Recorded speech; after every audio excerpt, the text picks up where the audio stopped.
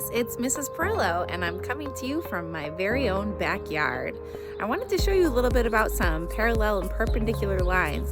Can you see them behind me? That's right, my fence has both parallel and perpendicular lines. Let's go check it out.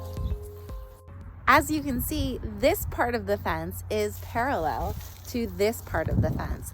They go on and on in the same direction, and they would never cross. They're going in the same direction as each other, and they run parallel to each other. But they're both perpendicular with this post.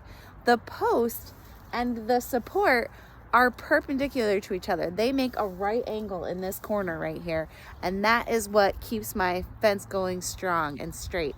So also, if you can see this part of the fence, all of those are parallel to each other. They're running in the same direction vertically, but they are perpendicular to this support. So there's a lot of examples right here on my fence in the backyard of parallel and perpendicular. Guys, I found another example, and this time it's my shed. So if you can see, I've labeled the door to my shed with some sticky notes. I wanted to give our lines some points with letters, and that's how we're going to be naming those parts of the shed.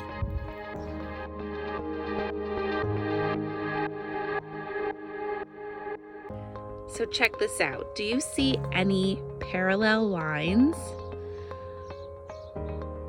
I see some parallel line segments to be more specific.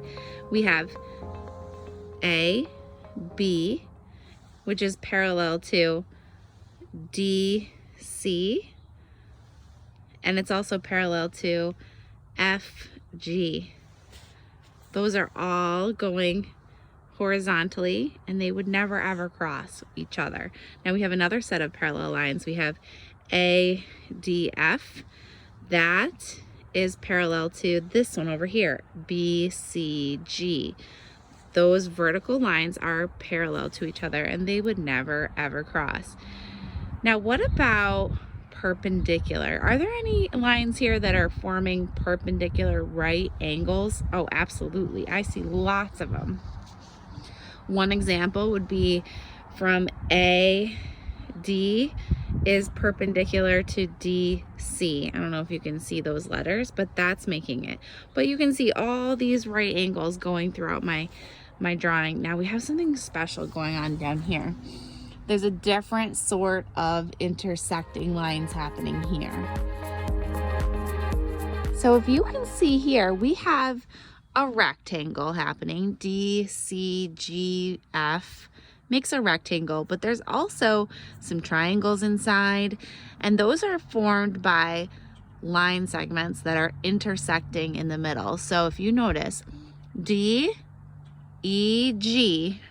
is a line segment that is intersecting line FEC. They intersect at point E in the middle.